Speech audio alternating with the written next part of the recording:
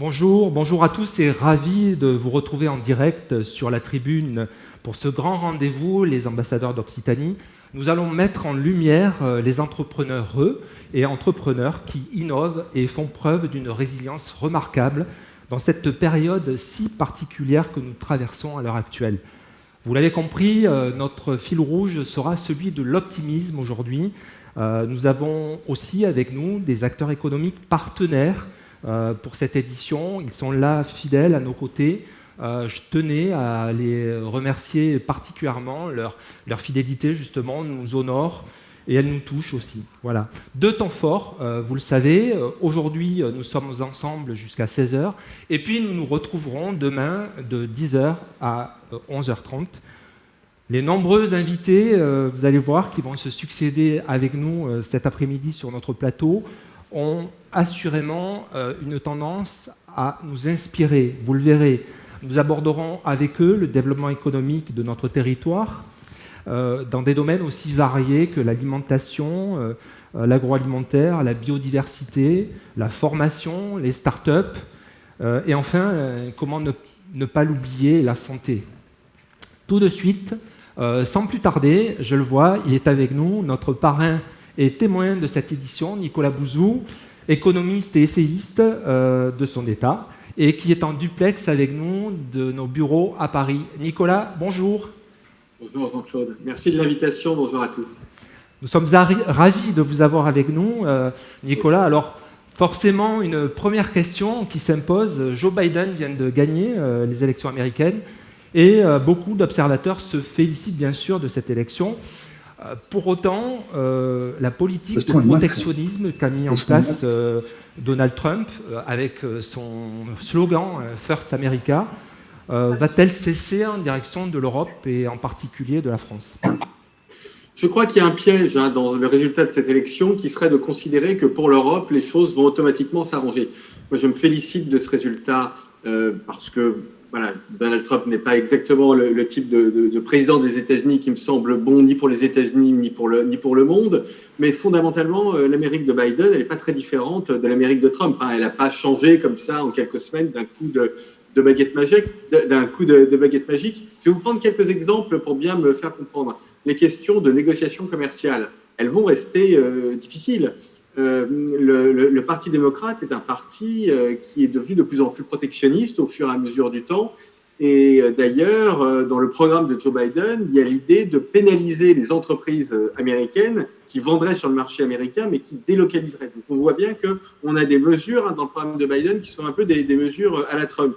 Deuxième exemple, celui des GAFA. Les GAFA sont les grands gagnants de l'année 2020, puisque ce sont les gagnants du Covid, mais ce sont aussi d'une certaine façon les gagnants de l'élection américaine, parce qu'à la différence d'autres candidats démocrates aux primaires, je pense notamment à Elizabeth Warren, il se trouve que Joe Biden et Kamala Harris voient l'expansion des GAFA en réalité plutôt d'un bon œil. Il n'est pas question pour eux de démanteler les GAFA.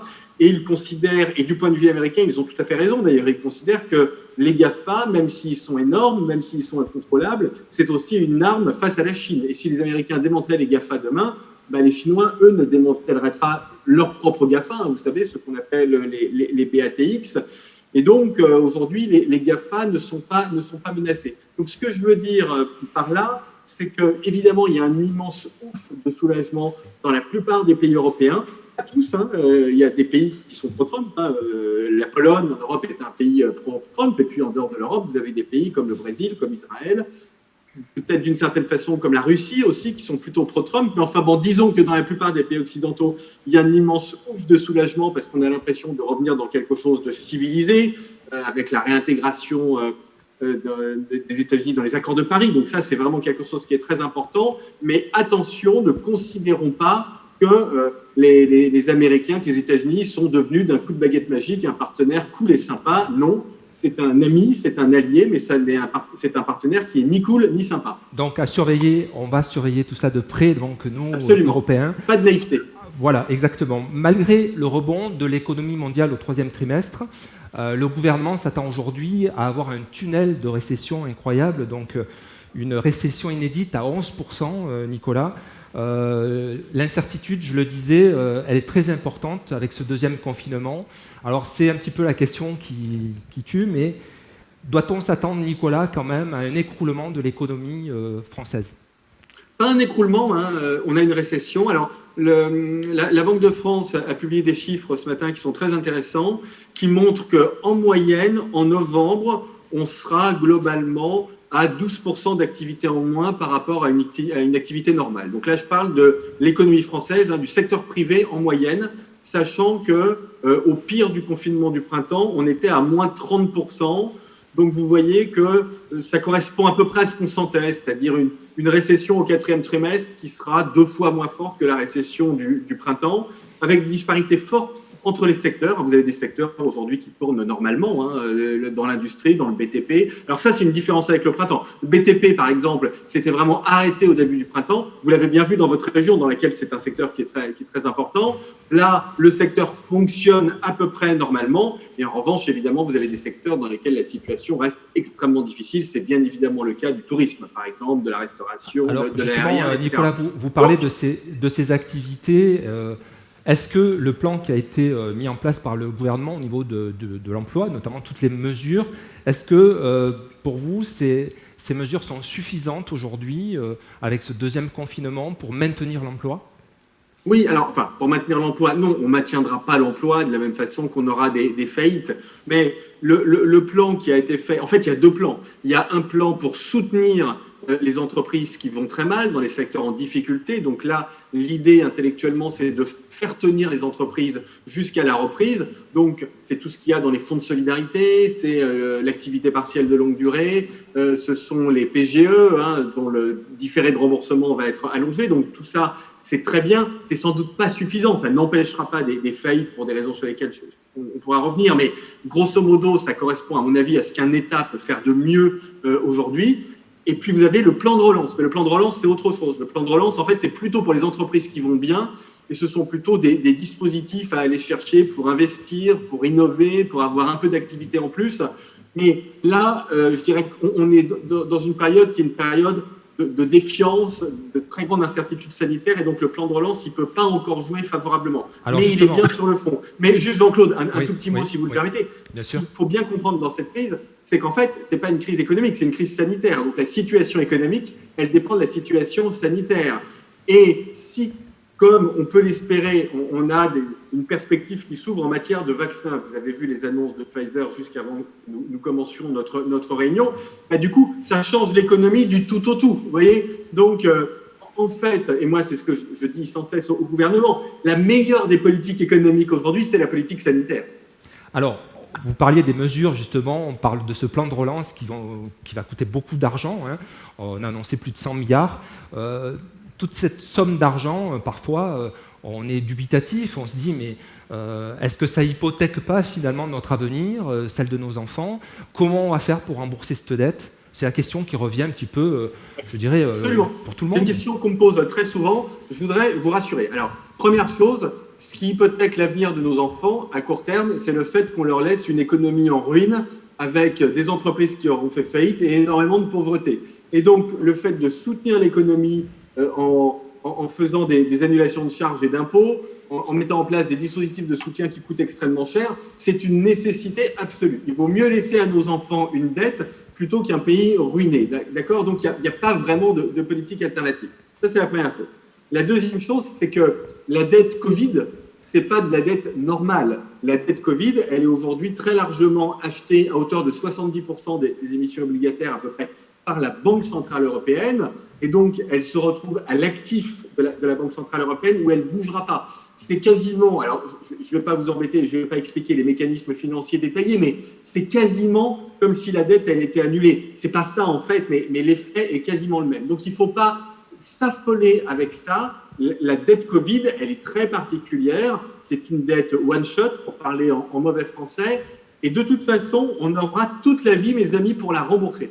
Donc, et c'est moi qui suis très sérieux en matière d'endettement public qui vous dit ça. Donc, je suis crédible. Parce que moi, je ne suis pas quelqu'un qui veut dépenser l'argent public n'importe comment. Donc, d'une part, c'est la moins mauvaise politique possible. D'autre part, on va monter l'ingénierie financière pour solvabiliser cette dette. Et donc, ne vous affolez pas pour nos enfants. Ce qu'il faut, la priorité, des priorités, vous qui êtes chef d'entreprise, vous le savez bien, c'est qu'on sorte du trou. Alors la relance, le gouvernement nous dit aussi qu'elle passera par les territoires, par la décentralisation et un renforcement des liens de proximité. D'ailleurs, on l'a vu par rapport à la crise sanitaire que le lien de proximité est plus que jamais nécessaire. Est-ce que ça, c'est vrai? D'un mot? Oui, bien sûr. Oui. Moi, je suis très, très convaincu par ça. Alors d'ailleurs, à la fois sur le plan sanitaire et sur le plan du soutien économique, mais je vais vous donner un exemple très concret, puisque je travaille avec un certain nombre de régions, les Hauts-de-France, Grand Est. Aujourd'hui, en matière de soutien aux entreprises et d'aide à l'investissement, donc à la charnière entre le fait de faire tenir l'économie et de la relancer, il y a une action des métropoles et des régions qui peut être extrêmement positive. Je pense en particulier au soutien à l'investissement des entreprises. Moi, ce que je demande au gouvernement avec un certain nombre de régions, c'est que les régions qui aident les entreprises puissent inscrire l'argent des aides, non pas en dépenses courantes, mais en investissement. Vous voyez, que ça puisse être sorti, que ça aille en investissement, au moins pendant la durée de l'état d'urgence sanitaire. Parce que c'est les régions Occitanie qui connaît le mieux le tissu industriel, le tissu économique d'Occitanie, qui sait quelles entreprises il faut aider. Donc oui, il faut vraiment qu'on aille vers une politique beaucoup plus décentralisée. Bon, pour l'instant, on a un peu loupé ça. Donc il faut pas le louper maintenant. Et ça c'est le truc qui marche en Allemagne. Et tout ne marche pas en Allemagne, contrairement à ce qu'on dit. Mais cette complémentarité entre la politique de l'État et la politique des régions, ça c'est quelque chose qu'il faut regarder de près et il faut s'en inspirer. Alors on le verra tout au long de cet après-midi, Nicolas, ce qui prime auprès de tous les intervenants que nous aurons, c'est l'innovation qui prime, oui. Donc ils excellent avec l'innovation. Est-ce que ce processus de destruction créatrice qui était finalement la base de réflexion du capitalisme chez Schumpeter, est-ce que ça c'est vraiment la clé aujourd'hui pour sortir de cette crise? Oui, bien sûr, parce que il faut qu'on soit astucieux et qu'on prenne des mesures qui nous permettent non seulement de survivre, mais d'essayer de sortir plus fort de la crise. Or, le problème numéro 1 de l'économie française, mais plus généralement de l'économie européenne, c'était le manque d'innovation. C'est le fait que dans les secteurs innovants comme le numérique, l'intelligence artificielle, l'industrie 4.0 avec la robotique, les imprimantes 3D, etc., les nanotechnologies, les biotechnologies, on n'a pas suffisamment investi ces dernières années. Et en fait, il y a deux aspects dans l'innovation. Il y a le fait d'être un pays qui produit lui-même des innovations, donc qui est très fort, par exemple, dans le numérique. Ça, on a vraiment pris énormément de retard, malheureusement, mais il y a encore des voies à explorer, la blockchain, l'hydrogène, les ordinateurs quantiques. Donc, il faut quand même aller dans ces directions-là. Et puis, il y a le fait d'utiliser les innovations. Je parlais tout à l'heure d'usine 4.0.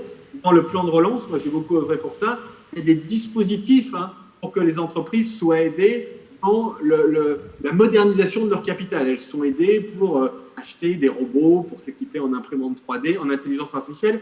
D'ailleurs, Jean-Claude, si vous me le permettez, je profite de la tribune pour dire aux entreprises qui sont là, aux entreprises d'Occitanie, le plan de relance, il est fait pour vous. Pour les entreprises qui nous regardent et qui vont bien. Il y en a, évidemment. Ce plan de relance, il est un peu compliqué. En fait, derrière ce plan de relance, il y a 60-70 mini-dispositifs d'aide. Allez sur le site de Bercy, sur le site de la ministre de l'Industrie, Agnès Pannier-Runacher, parce qu'il y a des guides qui sont très bien faits, qui vous aideront à trouver les interlocuteurs, que ce soit les directs, que ce soit la BPI, que ce soit la Caisse des dépôts, les collectivités locales, il y en a plein. Donc, mais vraiment, mes amis, allez chercher ces dispositifs et utilisez ce plan de relance, il est fait pour les entreprises.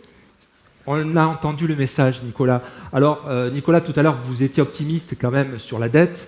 On va être optimiste aussi pour dire qu'il y aura bien sûr une reprise à un moment donné, et on l'espère tous qu'elle arrive le plus tôt possible. Mais quand elle reviendra, cette reprise, est-ce qu'elle sera forcément plus respectueuse de l'environnement, plus socialement responsable ?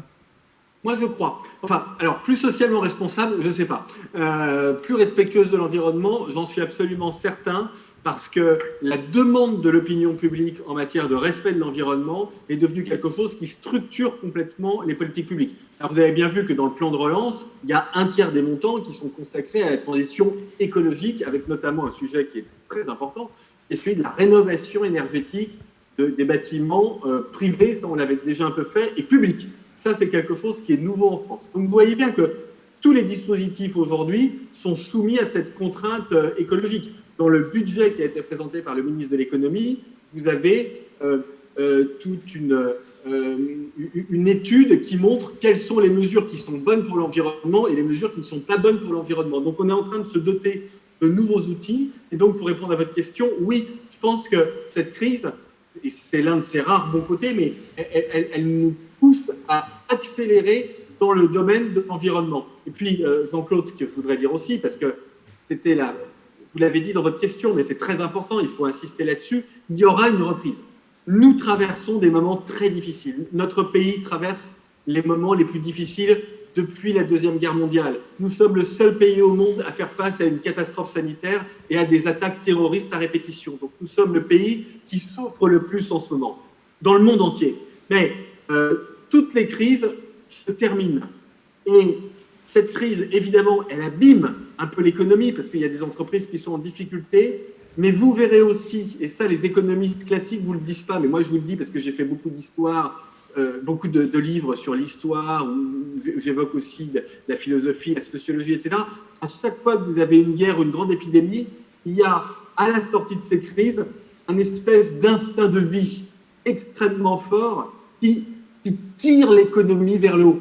On aura tous envie de travailler plus, on aura tous envie de dépenser plus, de dépenser mieux. Et donc, oui, nous aurons une reprise. Donc, il faut être confiant pour l'avenir, même s'il faut être lucide. Et les mois qui sont devant nous sont des mois très difficiles. Alors justement, vous parlez de cette reprise, de cet allant qu'il devrait y avoir, et on le souhaite tous, encore une fois. Cependant, est-ce qu'il faut pour autant imaginer quand même d'aller vers une troisième mondialisation ? Est-ce que vous citez effectivement implicitement une reprise qui entraîne finalement dans notre inconscient une reprise de l'activité pleine, etc. Pourra-t-on toujours dire ben non, on ne va pas utiliser les moyens pour descendre les coûts et donc acheter à l'étranger et donc que tout reparte comme avant ? Qu'en est-il en fait ? Est-ce que là finalement tout ne va pas recommencer comme avant ? Alors, il serait complètement idiot que tout recommence comme avant, parce que la seule utilité d'une crise, c'est la seule utilité, c'est de nous faire prendre d'un certain nombre de dysfonctionnements. Et des dysfonctionnements de la mondialisation telle qu'on l'a connue depuis 20 ans sont apparus très clairement avec cette crise. Alors il y avait des dysfonctionnements qu'on connaissait bien, notamment la question environnementale dont on vient de parler, sur laquelle on avance. L'Union européenne, par exemple, s'est engagée sur la voie d'une taxe carbone aux frontières européennes. Donc ça, c'est formidable, et ça, c'est vraiment un outil pour une mondialisation qui soit plus respectueuse de l'environnement. Mais ça, je dirais qu'on le savait avant. La crise accélère ça, mais on le savait avant. Quelque chose qui vraiment est apparu avec la crise, c'est notre extrême dépendance à certains pays fournisseurs dans certains domaines. Quand on s'est rendu compte au printemps que 90% de la pénicilline, c'est l'antibiotique le plus basique qui soit, le premier, celui qui a été découvert par Fleming dans les années 30, eh bien 90% de la pénicilline était produite en Chine. Évidemment, c'est un dysfonctionnement majeur, mais ce qui me rend très optimiste, c'est qu'au-delà de tout ce qu'on entend en matière de politique économique, par exemple sur les relocalisations, qui est un sujet avec lequel je ne suis pas toujours très à l'aise, parce que je pense que le spectre des relocalisations, il existe, mais il est quand même très limité. Mais en revanche, quand je vois les entreprises, là, celles qui sont avec nous, qui sont en train de fiabiliser leur chaîne de valeur pour faire en sorte de ne plus dépendre d'un seul fournisseur et de 2 ou 3 fournisseurs dans des pays différents. Et vous voyez, ça c'est intéressant parce que ça montre que la crise, elle a une utilité, c'est de rendre l'économie plus résiliente et donc c'est bon aussi pour notre souveraineté économique. Donc de ce point de vue-là, je suis aussi plutôt optimiste. En tout cas, je me dis que voilà, les gens voient bien ce que la crise a révélé et il faut qu'on en tire des leçons dans tous les domaines. Parce que rien ne serait pire que revenir à avant, revenir au monde d'avant, sans télétravail, avec des chaînes de valeur qui étaient extrêmement dépendantes, avec un système de santé qui était trop bureaucratique. Vous voyez, si on revient au monde d'avant, c'est nul parce qu'on aura juste eu les effets catastrophiques de la crise. On n'aura pas été capable d'en tirer des effets positifs. Donc on aura tout perdu. Alors justement, quand vous dites ça, vous côtoyez forcément certains acteurs ou politiques au niveau national. Quand vous leur dites ça, quand vous avez ce discours-là, je pense que vous n'êtes pas le seul d'ailleurs à le tenir, il y a d'autres économistes qui tiennent ce discours-là. Est-ce que vous avez l'impression que le politique a entendu ce message ? Oui, je pense que le politique l'a entendu, mais notamment le ministre de l'économie, avec lequel je m'entends très bien. Je pense qu'il est parfaitement conscient, enfin, j'en suis sûr, de tous ces problèmes. Après, quand vous faites de la politique, c'est plus difficile de faire de la politique, c'est plus difficile de diriger, de prendre des décisions aujourd'hui que de faire ce que je fais moi, c'est-à-dire de les analyser. Alors, j'ai la prétention de penser que ce que je fais moi est quand même utile, et on a besoin de gens dans la société qui analysent, qui proposent des solutions, qui critiquent quand les choses ne vont pas. Mais aujourd'hui, quand vous prenez des décisions qui sont forcément mauvaises, parce que soit vous prenez des décisions qui sont mauvaises pour l'économie et qui sont peut-être bonnes sur le plan sanitaire, en tout cas à court terme, soit vous prenez des décisions qui sont bonnes sur le plan sanitaire, mais qui sont mauvaises pour l'économie. Et c'est typiquement tout le débat qu'on a aujourd'hui sur les commerces. Est-ce qu'il faut les fermer? Est-ce qu'il faut les ouvrir? Et donc, quoi que vous fassiez quand vous décidez aujourd'hui, vous prenez des décisions qui ont des effets néfastes énormes. Et donc, il faut essayer de prendre les décisions les moins négatives possibles dans un climat qui est un climat extrêmement incertain. Et donc, je dis ça pour qu'on ait un tout petit peu d'indulgence par rapport à nos gouvernants. La tâche qui consiste à gouverner un pays développé aujourd'hui, elle est d'une difficulté épouvantable, extrême. Je ne voulais pas vous faire finir sur ce mot épouvantable. Est-ce que vous en avez un autre? Bon, Nicolas, merci. Alors, je saisis la balle au bon, oui. Jean-Claude. Vous savez, j'entends souvent dire on est dans une période où, au fond, on sacrifie l'avenir des jeunes à la protection des plus fragiles. Je crois que c'est faux. Déjà, ce qui se passe depuis le printemps, c'est qu'on essaie de protéger tout le monde. C'est qu'on est dans une modernité qui est moins matérialiste que ce que l'on voulait bien dire ou de ce qu'on voulait bien penser. Au fond, c'est quand même formidable, ces sociétés qui mettent en place des actions pour soutenir les plus fragiles. Et puis, on met en place des mesures pour les jeunes, sur l'alternance, sur l'apprentissage, on investit, on l'a dit, dans la transition écologique, on essaie d'améliorer le fonctionnement de notre système de santé, on refait l'urbanisme dans nos villes, c'est formidable aussi, les acteurs locaux font un travail extraordinaire, et tout ça, on va en tirer les bénéfices ces prochaines années, ces prochaines décennies. Donc, paradoxalement, je suis très confiant pour les plus jeunes. Génial. Merci beaucoup, Nicolas. On va retrouver maintenant nos invités, Nicolas, pour avec cette plaisir. Première table ronde. Marie-Thérèse Mercier pour la région Occitanie, Jean-Guy Majourel de 7 Agglopole, Anne-Lise Melki pour la société, le groupe Biotop, et ainsi que Pierre Bonnefoy de Magne Distribution.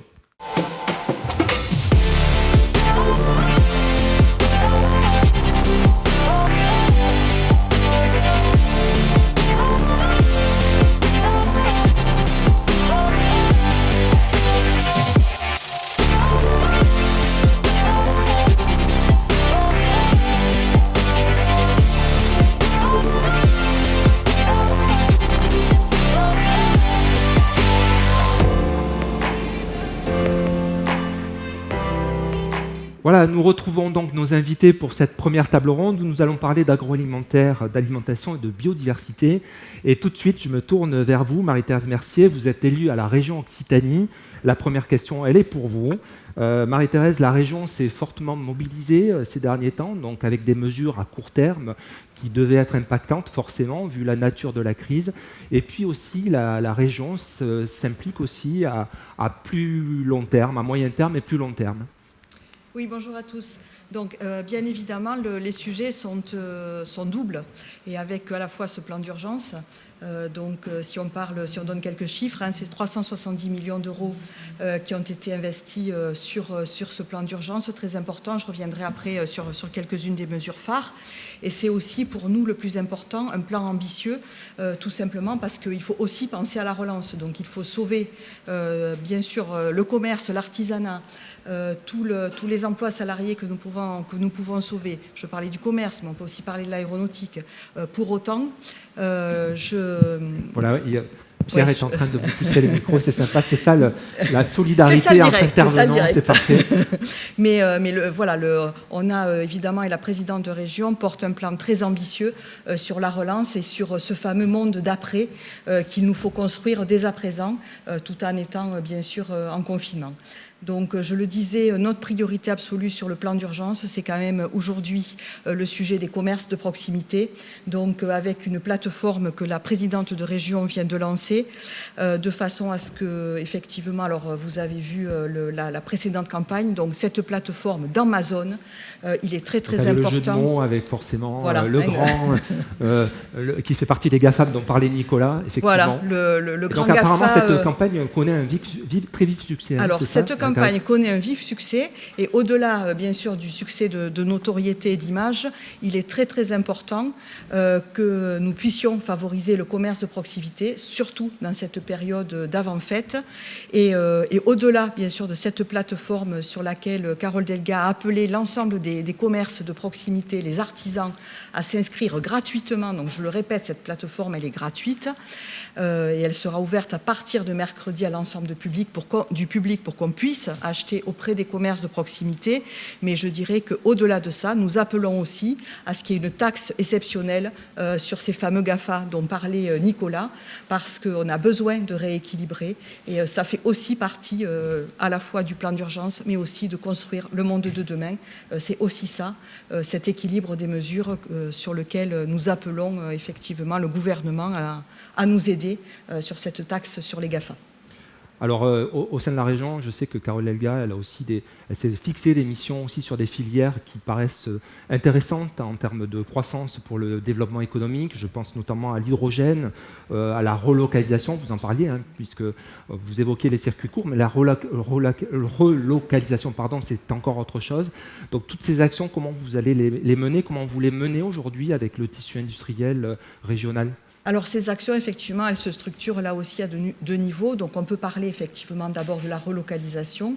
Donc la relocalisation, elle a démarré pendant la période de crise avec notamment, bien sûr, la filière sanitaire et santé, les masques et tout ce qui était autour des appareils médicaux, avec Occitanie Protect. C'est plus de 400 entreprises qui sont inscrites sur Occitanie Protect et qui, effectivement, produisent des masques ou du matériel médical. Au-delà de ça, les sujets de l'eurocalisation, c'est vraiment des sujets stratégiques sur lesquels il y a un travail très important qui a été fait, notamment par ADOC, qui est la filière, qui est notre agence de développement économique. Et vraiment, c'est un travail, il ne faut pas parler de relocalisation, il ne faut pas être naïf. Donc, il faut vraiment cibler les filières stratégiques de la région et cibler là où nous pouvons créer de la valeur ajoutée. Donc, pour vous citer un exemple, pour vous citer plusieurs exemples, dans l'agroalimentaire, puisqu'après on reviendra sur l'agroalimentaire, on s'est rendu compte qu'on avait des filières de création importantes dans le blé. Et donc, à la fois, on a du blé dur et du blé tendre. Et on n'a absolument aucune usine de transformation. On n'a aucune usine de pâtes. Donc, dans le cadre de la relocalisation, on réfléchit à installer une usine de pâtes dans la région. Et ça veut dire quoi, ça, Marie-Thérèse? Ça veut dire que vous allez démarcher des industriels qui font des pâtes ailleurs pour venir s'installer chez nous, c'est ça? Ça pourrait vouloir dire ça. C'est ça? J'ai peut-être simplifié? Oui, non, ce n'est pas une simplification, ça peut vouloir dire ça, mais pas seulement, puisqu'effectivement, il y a aussi des industriels qui viennent nous voir, qui portent des projets. Je vais rebondir sur le projet de la Cameron, par exemple, avec Schlumberger, à Béziers, sur la filière de l'hydrogène. Donc, ça fait le lien avec l'ensemble de votre question. Donc, nous avons mené une grande étude, là aussi, sur les métiers de l'hydrogène. C'est quoi le futur de l'hydrogène? Cette étude, elle sera présentée fin novembre à la Cité de l'économie et des métiers de demain. Mais au-delà de ça, on a un très beau projet qui est porté par la Cameron à Béziers, sur lequel, effectivement, donc sur tous les sujets, on va dire, de stockage de l'hydrogène, et qui peut être, dans les années qui viennent, créateur de 400 ou 500 emplois. Puisque, n'oublions pas que tous ces plans stratégiques qu'on présente, c'est bien sûr pour créer le monde de demain, mais c'est surtout et avant tout pour créer de l'emploi dans le monde d'après. Oui, on aurait pu évoquer aussi l'éolien en mer, par exemple. Absolument, sur Port-la-Nouvelle, notamment avec Caire, qui a un très très gros projet là aussi autour de Port-la-Nouvelle.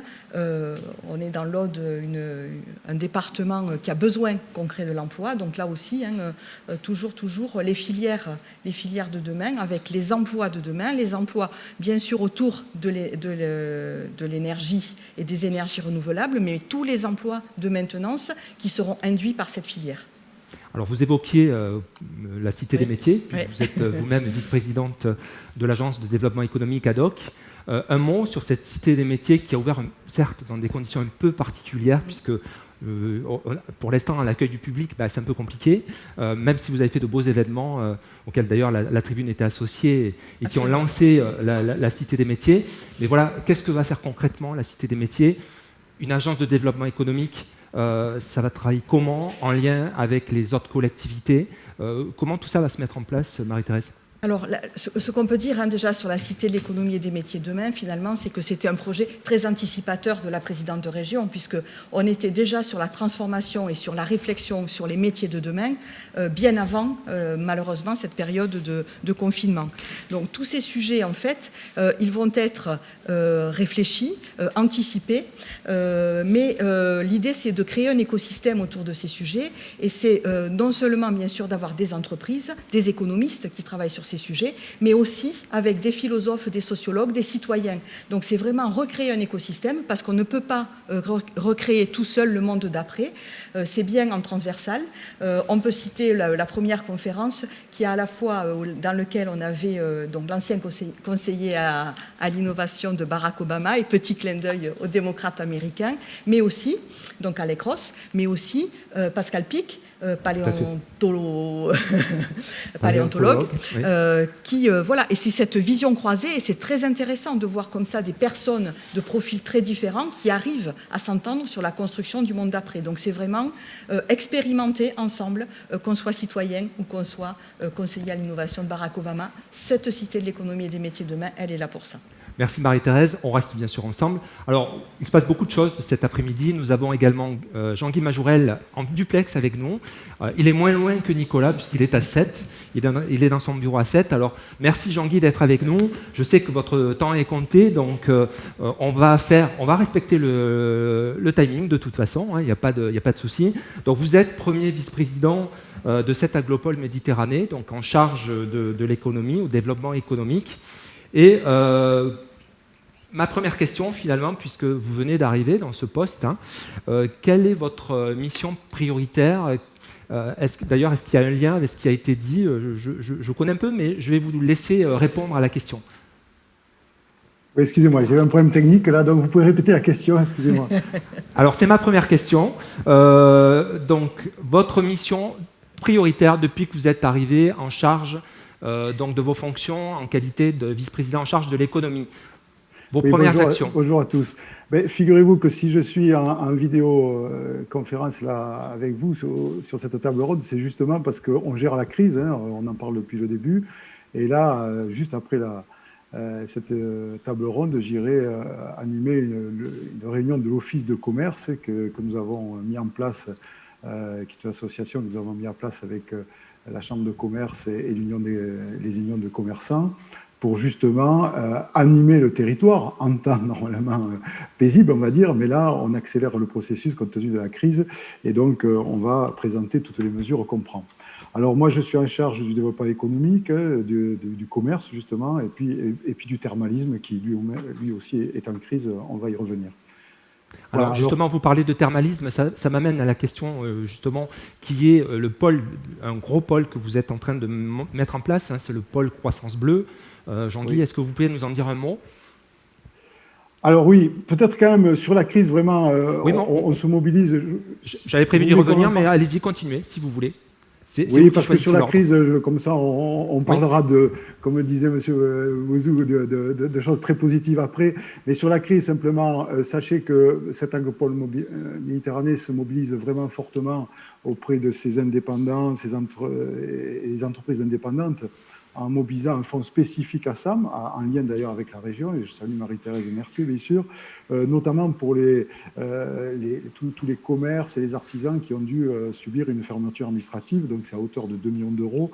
On l'avait déjà fait sur la première vague, puisqu'on a mobilisé 20 millions d'euros sur cette agropole Méditerranée, et là, on relance le dispositif. On fait aussi, on continue notre coopération avec la région sur le fonds local, et là, on voudrait que les commerçants puissent bénéficier de subventions d'investissement pour se moderniser, se numériser, développer ce qu'on appelle l'e-commerce. Et puis, on lance aussi une opération de relance par la consommation grâce à une application mobile, comme on dit, de cagnotage, où on va mobiliser plus de 200 000 euros, de façon à ce que dès que cette crise sanitaire nous permettra s'estompera et nous permettra de rouvrir les magasins, on puisse accélérer la consommation sur notre territoire dans les commerces locaux. Donc ça, je tenais à dire ça. Alors, notre territoire aussi, juste un mot, il est caractérisé par le fait que nous sommes un territoire touristique et l'activité croisière aussi est très impactée. Vous savez que c'était la deuxième année en 2018 et 2019 que nous dépassions plus de 100 000 croisiéristes qui faisaient escale à 7, avec un panier moyen dépasse directe et indirecte de 120 euros par croisiériste. Je vous laisse faire le calcul. Et donc là, en 2020, nous avons eu 0 croisiériste, tout simplement. Et donc là, on est avec, évidemment, en Port Sud-de-France, le président Guessot et puis le président du club croisière, François Comène. Nous sommes en train de voir comment relancer. Et là, nous sommes optimistes. Nous espérons pouvoir regagner en 2021 60 000 croisiéristes sur 7. Et enfin, le thermalisme. Vous savez que le thermalisme, nous avons à Balaruc, tout simplement, la première station thermale de France en volume, 53 000 curistes par an. Et là, tout simplement, nous serons à peu près à un tiers de fréquentation. Et donc, cette agropole Méditerranée se mobilise pour l'aider dans le cadre donc, du soutien à cette activité qui est stratégique pour nous, à hauteur de 2 millions d'euros, que ce soit des aides à l'investissement, des aides directes ou des avances remboursables. Donc on l'a compris, Jean-Guy Majorel, voilà. On l'a compris, donc une forte mobilisation. Alors pour revenir à ma question, qui est aussi d'envisager l'avenir avec ce grand pôle croissance bleue que vous mettez en place, est-ce que vous pouvez nous dire ce qu'est ce grand pôle? Alors je rappelle quand même que votre territoire, c'est 20 km de façade maritime et 7500 hectares de lagunes, ce qui n'est pas rien. Je vous laisse répondre à la question, Jean-Guy Majorel. Voilà, tout à fait. Alors, si vous voulez, sous l'impulsion du président François Comène, dans le précédent mandat, on a établi un projet de territoire qui d'ailleurs avait la particularité d'être fait de façon participative avec le Conseil de développement, qui est une assemblée de citoyens, qui conseille les élus. Et ce projet de territoire avait effectivement la croissance bleue comme axe fort. Il est évidemment toujours d'actualité en ce début de mandat, il a été réactualisé, toujours d'actualité. Et donc on a la volonté effectivement de devenir un territoire d'avenir de la croissance bleue en Méditerranée. Alors pourquoi vous l'avez cité, je n'y reviens pas, on a un territoire assez exceptionnel en Méditerranée. On a aussi tout simplement le port principal d'Occitanie, le port sud de France, géré par la région, qui est en plein développement. Et puis, on est un territoire attractif. On est à moins de 4 heures en TGV de Paris, donc on a beaucoup. Et puis surtout, c'est moins connu, on a un écosystème, notamment dans le domaine scientifique, déjà présent, avec Ifremer, qui est très présent sur 7, et la station marine, qui est gérée par l'Université de Montpellier, également à 7. Alors, le point important, c'est que nous sommes finalement dans la fin de la transition économique du territoire, puisque nous sommes en train de reconquérir du foncier industriel, puisque nous avions des industries historiques qui étaient plutôt, il faut bien le dire, qui impactaient l'environnement, comme l'ex-raffinerie mobile à Frontignan, comme les usines d'engrais Timacagro. Et depuis plusieurs années, nous récupérons du foncier, des friches industrielles, permettant de développer ces activités porteuses d'avenir. D'ailleurs, on aura tout près du pôle intermodal, la gare de Sète, qui va se construire là, dans les 2 ans qui viennent. Nous aurons près de 30 hectares disponibles pour ce pôle de croissance bleue. Alors, ce pôle de croissance bleue, on a une ambition, elle est toute simple, c'est créer 1000 emplois à l'horizon 2030, à l'horizon 10 ans, dans ce secteur-là. Alors, comment ? Eh bien, autour de... Alors, d'un mot, s'il vous plaît, Jean-Guy, est-ce que nous sommes pris par le temps ? Alors, très vite, autour de 4 piliers, la recherche appliquée. Nous avons, grâce à Ifremer, je vous l'ai dit, une association IRD, université, CNRS, qui s'appelle CENIMER, qui va travailler sur la recherche appliquée avec des startups, etc., dans le domaine notamment du numérique et la mer, de l'instrumentation, etc., dans le domaine maritime. Ensuite, nous travaillons sur un pôle de formation, à la fois formation professionnelle et enseignement supérieur, avec ma collègue Laurence Semagne en charge de ce domaine. Et nous voulons créer un réseau de formation en profitant du pôle universitaire de Montpellier tout proche, dans le domaine de la permaculture, de la qualité de l'eau, etc. Je vais vite. Et puis les deux domaines qui concernent encore plus directement cette agropole méditerranée, nous voulons créer 2 pépinières d'entreprises innovantes de façon à aller au-delà du projet, déjà dans la pré-industrialisation des projets. Et puis cette fameuse zone économique maritime dont je parlais, les 30 hectares qui à terme vont se dérouler et qui vont se libérer de façon à avoir un territoire attractif dans le domaine. Alors vous voyez, c'est tout un écosystème, une filière que nous allons créer, de la formation, la recherche appliquée, les pépinières d'entreprise et les zones économiques maritimes. Merci beaucoup Jean-Guy Majourel, merci d'avoir été avec nous. Je vous libère maintenant pour aller rejoindre votre réunion. Et je vous dis à très vite et à très bientôt. Et merci pour votre présence. Une salutation particulière quand même à Annelise Melki de Biotop, qui je crois va intervenir tout à l'heure. Bien sûr, elle est avec moi là. De cette agropole méditerranée et qui fait partie des entreprises remarquables du territoire. Voilà. Tout à fait, c'était une bonne transition. Merci Jean-Guy Majourel, à très bientôt. Peut-être avant de laisser la parole à Annelise Melki, peut-être un mot, une phrase, Nicolas. Alors ce sont les élus qui se sont exprimés pour commencer cette table ronde. On va bien sûr écouter maintenant les chefs d'entreprise. Qu'est-ce que ça vous amène comme réflexion sur ces filières justement de recherche pour développer l'économie régionale ? Moi, je suis très emballé, évidemment, par tout ce qui a été dit, parce qu'on voit bien que la région, elle est très tournée vers l'avenir. Et notamment, tout ce qui a été dit par la vice-présidente de la région me semble extrêmement juste. C'est-à-dire que cette idée de relocalisation, elle est un peu piégeante, au fond, parce que si je prends le terme de relocalisation au sens propre du terme, il s'agirait d'aller chercher quelque chose qu'on avait déménagé à l'étranger et de le ramener en France. Or, l'enjeu, c'est pas ça. L'enjeu, c'est la localisation. L'enjeu, c'est les secteurs de demain. Et vous en avez parlé, l'environnement, bien évidemment, les énergies renouvelables, et la santé, le numérique, etc. Comment est-ce qu'on développe toutes ces activités sur nos territoires ? Et on développe ces activités sur nos territoires par des écosystèmes. Alors, il y a un terme qui n'est plus tout à la mode maintenant, vous allez comprendre pourquoi, mais enfin, qui était très à la mode chez tous les spécialistes de l'innovation, c'est le terme de cluster. Aujourd'hui, c'est un peu plus difficile à employer, bien évidemment. Mais enfin, c'est quand même ces politiques-là qui fonctionnent. Et en plus, en France, on est en train de faire des progrès en matière de financement de ces activités. On voit vraiment des levées de fonds grâce aux efforts qui ont été faits ces dernières années qui augmentent. On a maintenant certaines boîtes qui font des levées de fonds supérieures à 100 millions d'euros. Donc, on a quand même des efforts de l'État et des efforts des territoires qui permettent de voir se dessiner, je trouve, quelque chose d'assez positif en matière d'innovation. Et là, c'est tout ce qui a été dit pendant cette table ronde que je trouve extrêmement enthousiasmante. Merci beaucoup Nicolas. Alors on va continuer à s'enthousiasmer. Maintenant on va le faire avec Annelise Melki. Bonjour Annelise. Donc vous êtes la directrice générale de Biotop, qui est une société, on va le voir, vous allez le définir d'ailleurs. Vous agissez dans le domaine de l'ingénierie écologique et le groupe, parce que c'est un groupe, quand on a 300 salariés, vous êtes situé à Metz. Donc déjà peut-être pour nous repréciser ce qu'est votre cœur de métier, ce que vous faites avec Biotop. D'accord. Alors oui, effectivement, Biotop, c'est une société qui a été créée il y a à peu près 25 ans maintenant et dont la mission principale est la préservation de l'environnement. Et donc oui, les entreprises privées, et parmi lesquelles nos clients, peuvent œuvrer pour la préservation de l'environnement et en particulier de la biodiversité.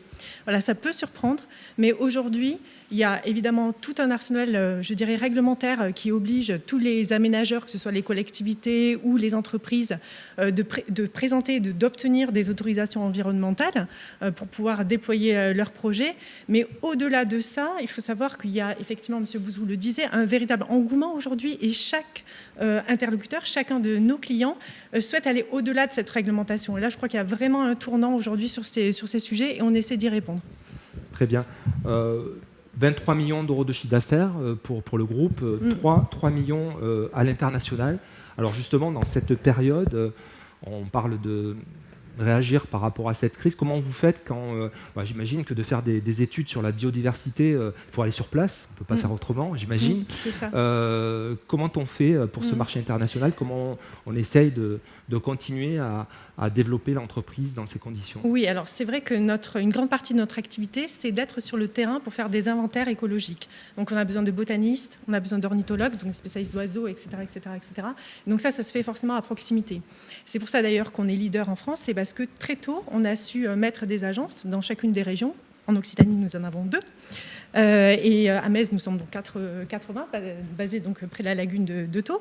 Et donc, on s'est dit, pour faire de l'international, parce que ça fait partie de notre stratégie vraiment, il faut faire la même chose.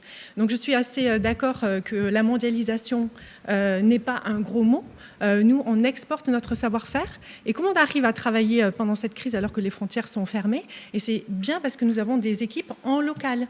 Donc, pour chaque pays dans lequel nous sommes implantés, donc par exemple à Madagascar, nous avons des salariés malgaches qui travaillent avec nous via évidemment toutes les possibilités, les moyens informatiques, mais ils sont en place déjà depuis une dizaine d'années. D'accord. Et donc ils peuvent continuer à travailler. Et si on peut continuer aussi à travailler à l'international, franchement, je vous le dis, c'est grâce à nos clients que donc je remercie vraiment, et notamment les grandes banques. Les banques mondiales, la BEI, d'investissement européen, bien sûr l'Agence française de développement, nous aident vraiment à l'international et continuent à travailler comme nous en télétravail. Ce qu'on fait aussi, juste un dernier mot pour l'international, c'est de transformer un peu effectivement notre modèle économique, puisque effectivement on avait quand même pas mal de gens donc basés à Metz, notre grosse équipe que je salue, donc 15 au moins qui travaillent uniquement sur l'international. Ils avaient l'habitude de se déplacer beaucoup. Effectivement, aujourd'hui, on est obligé de trouver des consultants sur place, mais on travaille de concert avec eux. Donc, effectivement, on a encore une activité internationale, mais basée depuis la France, en fait. Alors, c'était une question que je voulais vous poser sur une marque. Vous allez déposer une marque qui a pour but de révolutionner le système des compensations environnementales en Occitanie et en France et partout. Oui. D'abord, qu'est-ce que c'est la compensation environnementale? Vous voyez, j'ai même du mal à le dire, tellement que ça a l'air compliqué. Bon, alors je vais essayer d'être claire. Donc, si on part de notre territoire et si on parle encore plus de notre bassin de Thau, là où notre siège social est implanté, on sent bien que sur la bande littorale, on a de nombreux aménagements. Donc, on a, et on se prépare à, vous me confirmerez ça, à accueillir encore plein de gens qui veulent venir s'installer sur notre territoire. Pourquoi ? Parce qu'il y a le soleil, parce qu'il fait bon vivre, il y a un tropisme incroyable et c'est juste de l'environnement. Démographiquement, les populations vont là où ils font bon vivre. Tout ça a un sens incroyable. Donc on arrive à une confrontation énorme, c'est on veut préserver notre cadre de vie parce qu'il est chouette, mais en même temps, il faut qu'on puisse faire du développement territorial. Donc ce qu'on fait, c'est qu'on essaye de voir comment éviter les impacts, d'accord ? Le E de la séquence ERC est évité. Comment on fait pour réduire ces impacts? Et malheureusement, quand on n'arrive pas à éviter et à réduire, on va chercher à compenser les impacts. D'accord? Donc, l'enjeu, il est celui-là. Comment on fait pour, finalement, compenser? Quand on pose la question comme ça, c'est très, très difficile. Donc, ce qu'on peut dire très facilement, c'est que la compensation des aménagements permet, en fait, de restaurer la biodiversité, qui a aujourd'hui pas énormément de moyens pour ça. L'État, la politique de l'État français, même la politique européenne avec son Green Deal qui veut mettre beaucoup d'argent et qui met beaucoup d'argent sur la préservation de la nature ne suffit pas. Donc la compensation, c'est simplement appliquer le principe de pollueur-payeur et de donner des moyens. Mais là où je veux insister sur quelque chose donc, de révolutionnaire, c'est que c'est les territoires de proximité donc, qui doivent se saisir de cette question avec nous, les sachants, pour pouvoir faire des projets de développement local. C'est-à-dire que préserver, restaurer les écosystèmes, ça demande des moyens.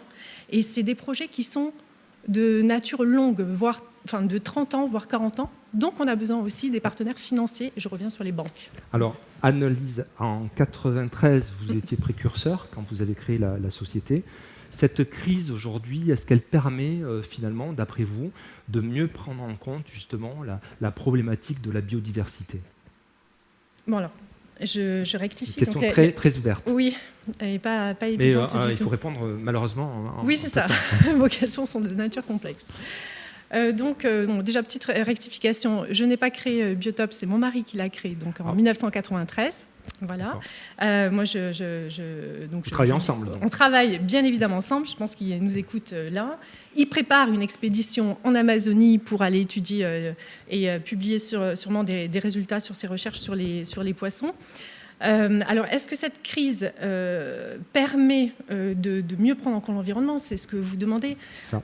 Je pense que cette prise, elle participe de la prise de conscience, mais qui avait déjà démarré il y a déjà un peu avant, voire depuis les années 70 quand même. Après, moi, ce qui me fait plaisir à travers cette crise, c'est que j'ai senti beaucoup de gens qui avaient besoin de se reconnecter à la nature, vous voyez, qui avaient besoin d'aller dans la nature et qui ont senti que ça leur faisait du bien d'aller dans la nature. Et il ne faut pas négliger ça. Dans les villes, aujourd'hui, on a besoin vraiment d'îlots de biodiversité bien réfléchis, bien travaillés, qui demandent peu d'entretien, et ça aussi, c'est de l'ingénierie écologique. Donc, on a besoin effectivement de beaucoup travailler sur ces sujets, et je pense que ça répond en partie à votre question. Après, la crise aussi permet un peu de mettre en défense certaines zones, notamment on a parlé de l'impact du tourisme, donc nécessairement on a des écosystèmes qui aujourd'hui profitent un petit peu du calme lié à ces confinements successifs et à l'absence de tourisme en Afrique, par exemple dans les grands parcs. Annelise Melki, ce que j'aurais pu vous faire dire, mais que je vais résumer. Vous avez beaucoup d'actualités aujourd'hui au sein du groupe. Oui. Projet éolien en mer, donc sur des études à Port-la-Nouvelle, Dunkerque, Noirmoutier, Saint-Brieuc, à Montpellier aussi, dans le Montpellierin, en Islande. Vous travaillez sur le téléphérique, donc sur les études pour le téléphérique urbain Téléo à Toulouse. Et puis également, on a vu ensemble quand on a préparé cette émission, vous travaillez aussi sur des études préalables à la ligne LGV Perpignan, Montpellier. Voilà. Je voulais le dire comme ça, c'est dit. Et puis, quand même, et vous l'avez évoqué quand même quelque part, dans cette crise, vous performez quand même, vous faites 20% de croissance, et c'est assez impressionnant. Et vous allez intégrer en 2021 20 nouveaux collaborateurs. Est-ce que j'ai tout juste?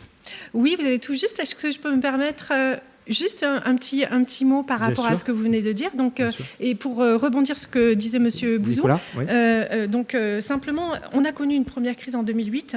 Biotop s'est étonné à l'époque, en 2008, 2009, 2010, 2011, on n'est pas touché par cette crise. Et on l'a été à partir de 2011. Il nous a fallu 3 ans quand même pour bien comprendre comment on pouvait rebondir face à cette crise.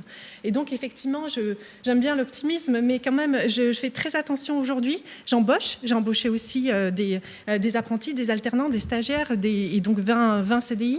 Mais quand même, je suis très, très, très prudente parce que j'ai l'impression qu'après ce plan de relance, qui reste un peu à clarifier de mon point de vue, il risque d'y avoir quand même un ralentissement. Alors ça contredit complètement ce que disait M. Bouzou, mais voilà, je voulais partager cette expérience. On va quand même finir sur une bonne note. Oui. C'est que vous éditez aussi des jolis livres, et vous en avez amené un. Faites-nous le voir et présentez-nous le nom. En 2-3 mots. Oui, alors oui, j'aime beaucoup cet ouvrage-là. Donc on a une maison d'édition aussi. Ça, c'est donc le dernier qui vient de sortir. Ça rassemble les 100 plus belles images naturalistes en fait sur la nature. On le voit bien à l'écran. C'est vraiment un hommage à la nature et surtout au comportement animalier. Donc je vous invite à le feuilleter, à le regarder. Où est-ce qu'on le trouve, Annelise ? Sur le club biotop.fr. D'accord. Okay. Voilà. Mais vous pouvez aussi aller dans le réseau des librairies, puisqu'il y en a un certain nombre qui reçoivent.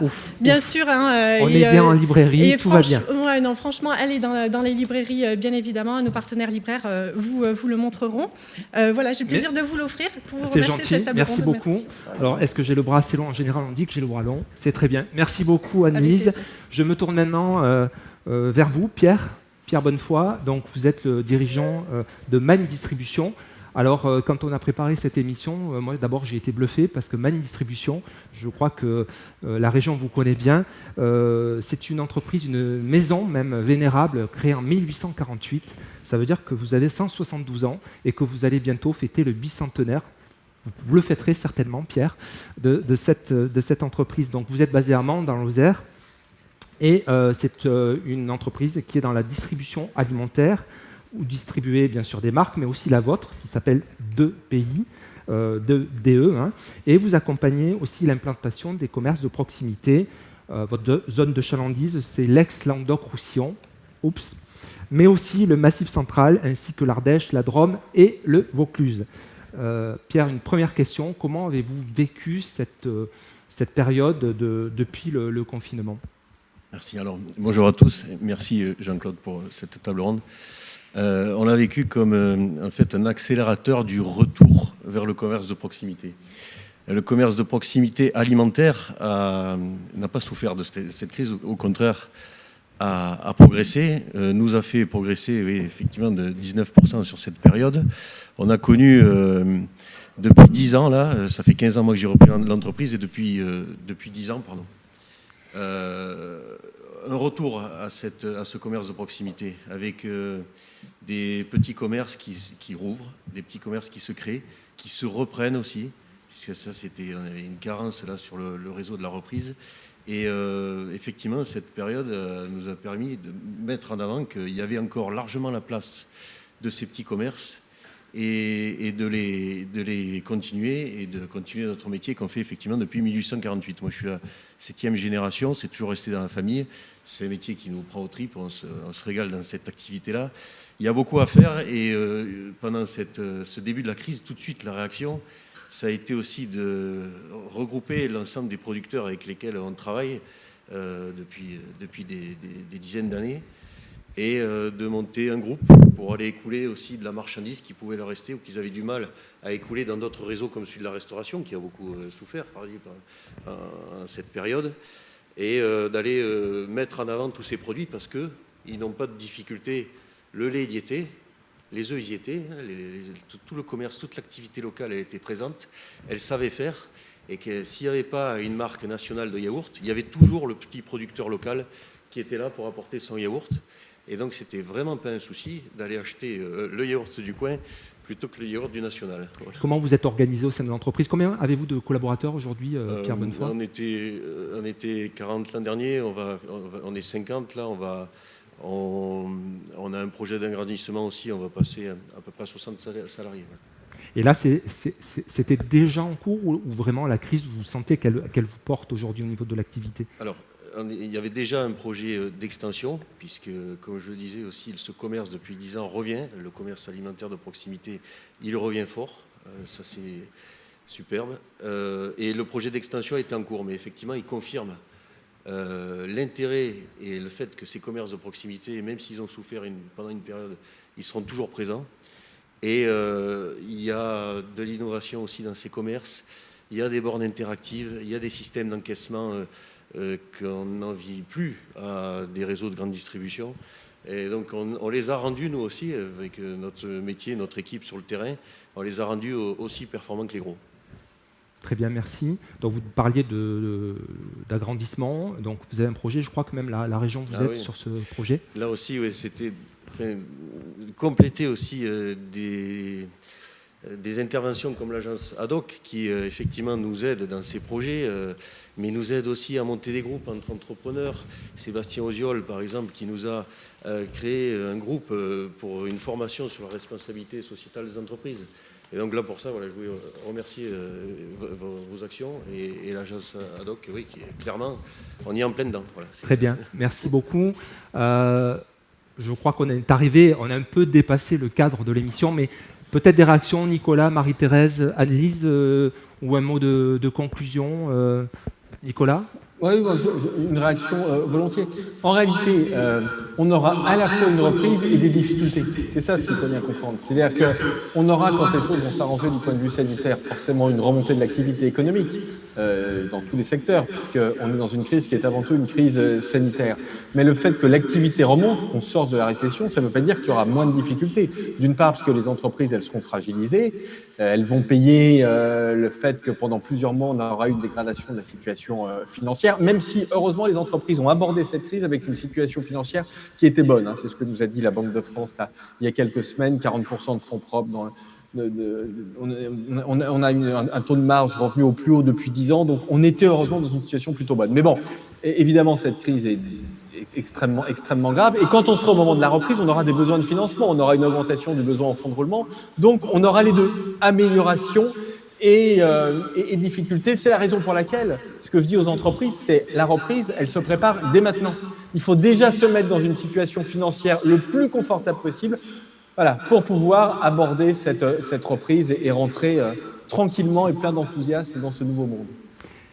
Merci Nicolas, merci mesdames, messieurs, et merci on va bientôt rejoindre, enfin, nous rejoindre plus précisément, ce sera mieux dans ce sens-là, Virginie Normand pour la Caisse d'épargne Languedoc-Roussillon, Gérard Pécou pour Calimedia, Bruno Ducasse pour Montpellier Business School et Pierre-André Robert pour Magic Palette pour la deuxième table ronde, innovation, logistique et enseignement.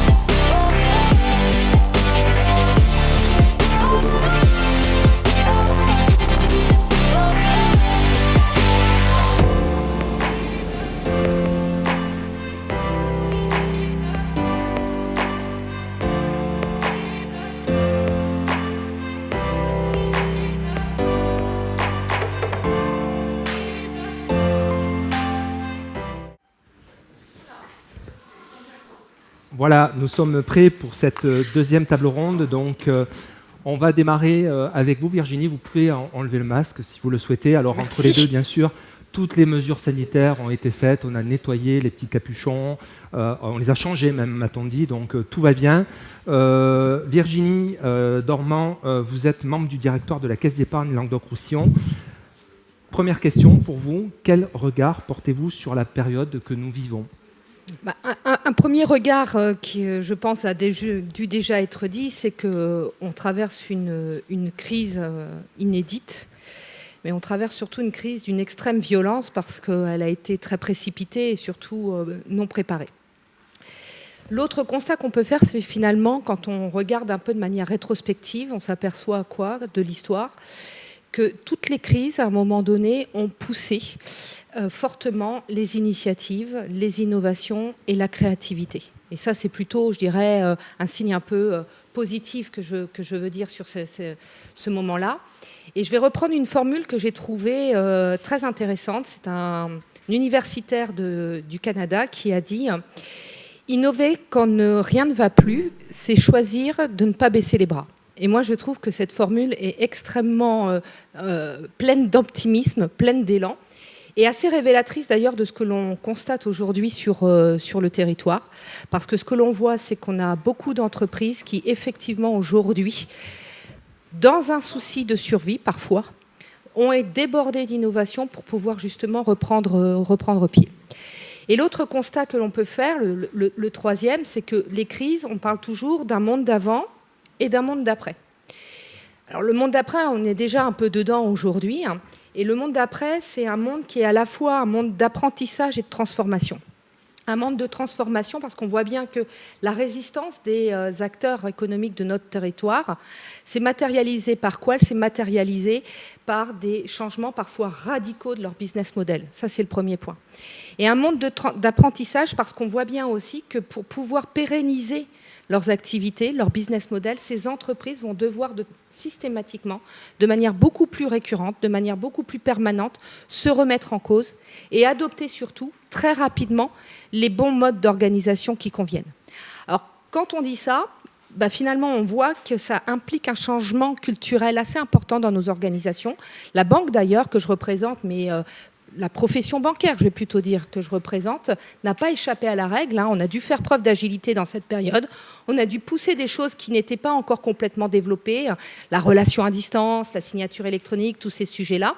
Et on voit bien aujourd'hui que, bien évidemment, les entreprises vont devoir se transformer. C'est un changement culturel et c'est un changement qu'il va falloir accompagner.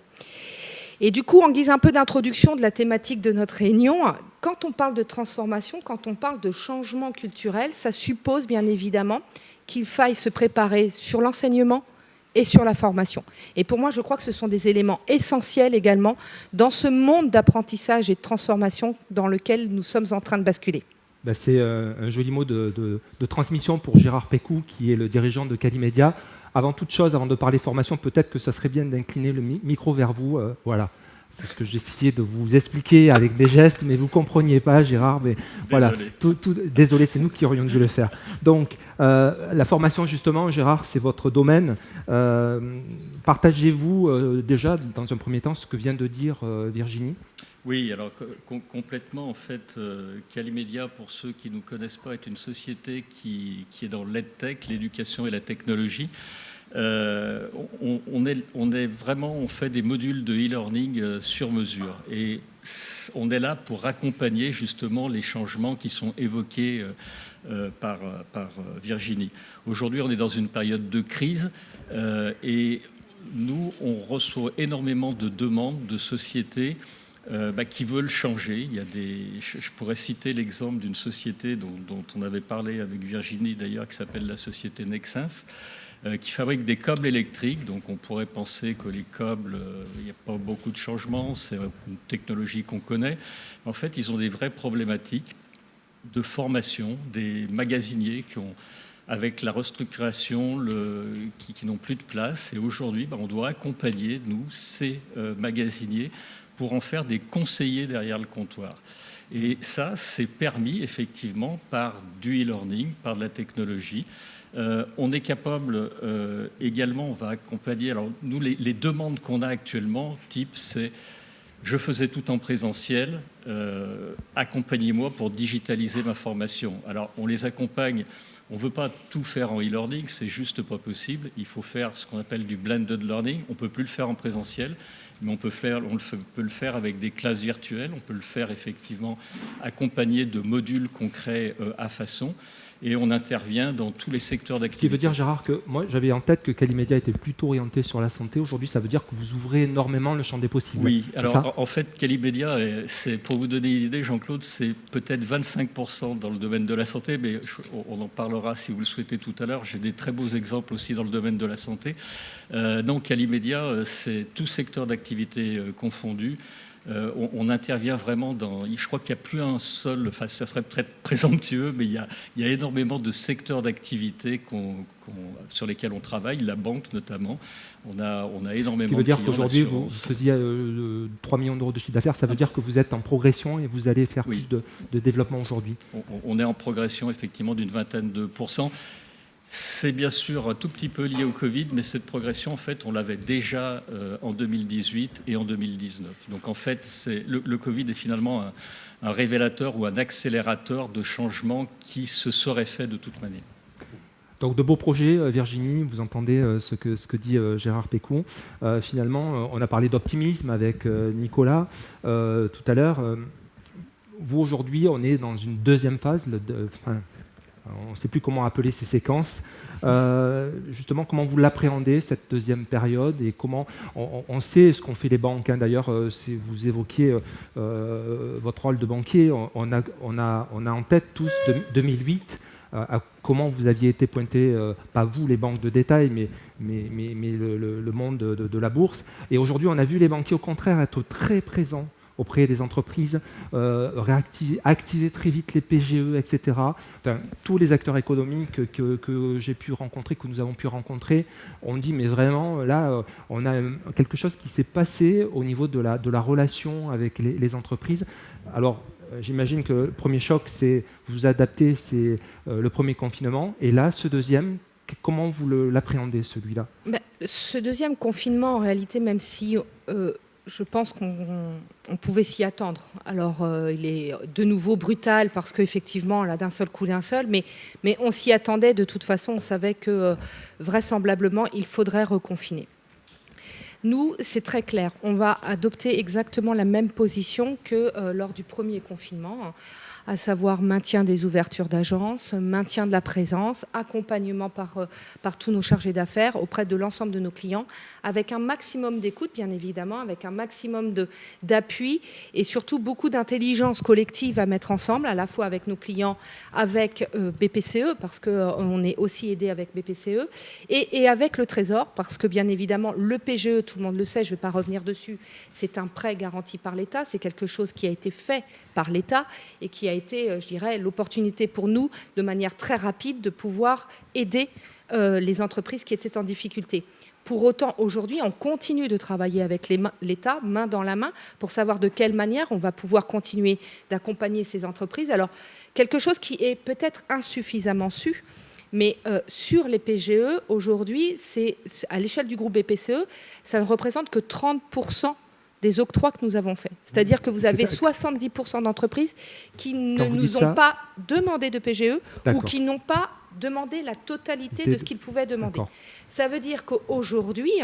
Ça, c'est plutôt encourageant. Exactement. Alors déjà, ça démontre d'une chose, et je pense là, pourtant, vous voyez que les banquiers, on dit toujours qu'ils sont extrêmement méfiants et gèrent le risque. Ça, moi, je trouve que c'est un signe d'extrême bonne gestion de la part des entreprises qui n'ont pas été chercher tout de suite le PGE en se disant c'est la solution immédiate, je le prends, même si j'en ai pas besoin. Non, on voit bien que tout ça a été quand même demandé de manière très réfléchie et que par conséquent, il reste encore des entreprises qui peuvent venir nous solliciter, elles le savent jusqu'au mois de juin l'année prochaine, soit pour la partie qu'elles n'ont pas demandée, soit pour l'autre partie. Mais le PGE, c'est pas une fin en soi, c'est pas parce qu'on va avoir le PGE que d'un seul coup tout va redevenir comme avant, impeccable, etc. Donc là, aujourd'hui, on est plutôt sur des réflexions de manière plus durable. Je crois que sur la table ronde précédente, quelque chose a été dit, je crois que d'ailleurs c'est par M. Ouzou, sur la nécessité de renforcer et de rendre plus fort la solidité des entreprises. Ce sont bien les sujets sur lesquels nous travaillons aujourd'hui. On le travaille de manière nationale pour pouvoir offrir des solutions du type prêt participatif, mais on le travaille également de manière locale puisqu'on est en réflexion aujourd'hui avec la région pour pouvoir effectivement sortir un fonds. Alors le nom n'est pas encore clairement donné, mais on parle d'un fonds rebond qui est justement ici pour pouvoir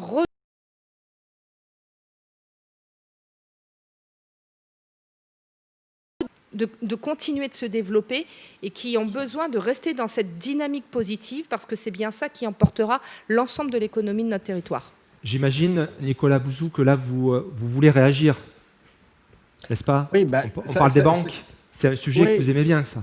Celui-là. Non, mais oui. Alors déjà, il faut vraiment remercier les banques parce qu'en effet, vous l'avez dit Jean-Claude tout à l'heure, mais les banques avaient été un peu pointées du doigt en 2008 parce que 2008, c'était une crise qui était liée à des dysfonctionnements de la sphère financière et de la sphère bancaire. Et là, très clairement, les banques ont joué un rôle irremplaçable dans le domaine du soutien aux entreprises. C'est un choix qui a été fait par le gouvernement très tôt, qui a consisté à dire qu'il faut décentraliser au maximum les aides. Et donc les PGE ont été décentralisés au niveau des banques et les banques ont fait un travail, elles ont été extrêmement réactives, elles ont fait un travail absolument remarquable. Maintenant, on va avoir besoin des banques pour transformer l'épargne des ménages. C'est-à-dire que vous avez une épargne des ménages qui s'est accumulée pendant la crise, qui est absolument considérable. Nous, chez Asterès, on a fait des calculs. On pense qu'on va sortir du deuxième confinement avec un taux d'épargne financière, la seule partie financière de l'épargne, de l'ordre de 20% du revenu des ménages. Donc, c'est absolument historique. Et donc, l'un des défis, ça va être de canaliser cette épargne vers les entreprises. Il va y avoir des mécanismes de garantie d'État, enfin, tout ça va être mis en place. Mais les banques qui ont joué un rôle majeur et positif pendant la crise vont aussi jouer un rôle majeur dans la reconstruction de l'économie. Et donc c'est très bien, ça fait aussi œuvre de pédagogie, parce que dans notre pays, qui a un surmoi parfois un peu anticapitaliste, on critique beaucoup la sphère financière et la sphère bancaire, sans bien comprendre d'ailleurs de quoi il s'agit. Les banques, heureusement qu'elles sont là, heureusement qu'elles sont solides, heureusement qu'elles ont des ratios de liquidité, de solvabilité qui sont bons, parce que c'est une pièce absolument indispensable pour reconstruire l'économie ces prochains mois quand la crise sera terminée. Merci Nicolas. On a parlé avec vous deux de formation et justement, il y a un grand spécialiste de la formation qui est avec nous aujourd'hui, c'est Bruno Ducasse. Vous êtes le directeur général de Montpellier Business School. Bruno, comment Montpellier Business School s'est-elle adaptée, cette école, cette grande école française, à cette période, au niveau bien sûr des cours pour les étudiants, on pense à ça, mais aussi pour l'ensemble de vos collaborateurs? Merci Jean-Claude de me donner l'occasion de débattre sur cette thématique de l'innovation de la formation. Tout d'abord, un grand bravo d'avoir transformé cet événement en numérique, en digital. Ça montre que l'activité peut continuer d'une manière un peu différente. C'est ce qu'on dit depuis le début de cette table ronde. Il faut envisager le monde d'après. Et le monde d'après, c'est un monde nouveau qui est fait aussi de nouvelles opportunités.